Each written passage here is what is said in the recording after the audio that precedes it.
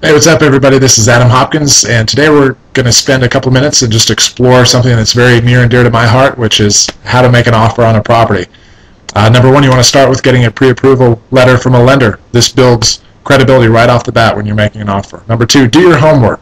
Drive neighborhoods. Go into open houses. Search through the MLS. Have your agent pull CMAs on properties so you get a good understanding of what's selling in the neighborhood. Number three, determine your offer, and you're going to do this based on the homework that you've done, because by now you're going to have a good understanding of what homes in a certain neighborhood are worth. Once you do that, you've got to figure out and work with your lender on this to figure out what you need to ask for in terms of closing costs, because in Virginia, the seller doesn't pay the buyer's closing costs. You're responsible for all the costs associated with your loan.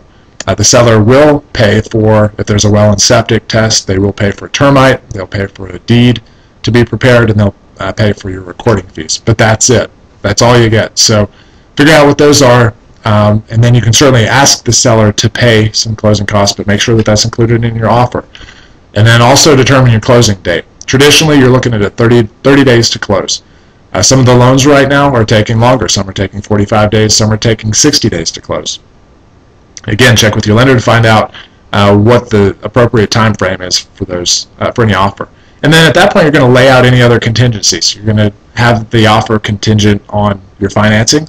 You're going to have it contingent on a home inspection. You're going to have it contingent on, if you have concerns about radon and lead-based paint. You're going to have another contingency for the lender to complete an appraisal on the property. Also for homeowners and flood insurance.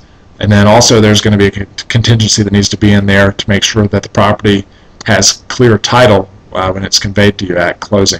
Some other things to keep in mind: if you have a home to sell or a home that's currently under contract, make sure that that's in there. You're going to need those funds in order to close.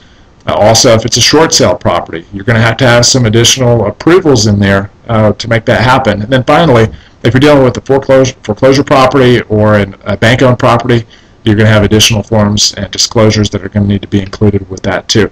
So once you have all this information together, you and your broker will sit down, draft an offer, submit it to the listing agent and the seller, and then they'll counter back. Now, don't be offended when the seller comes back and they come back with a price that's higher than what you expect. There's some back and forth here. That's very common.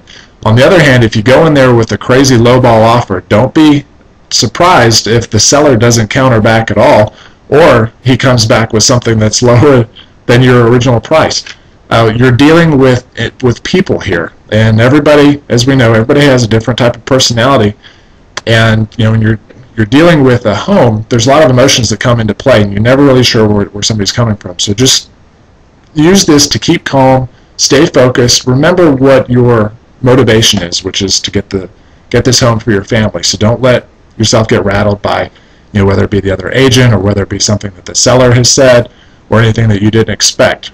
Things will take place, but as a real estate professional, our job is to map everything out for you so you understand what's happening, when it's happening, and if you have questions, as always, be sure to ask your real estate professional. And if you're in the greater Lynchburg area, by all means, give us a call. You can reach me at 434-444-7136.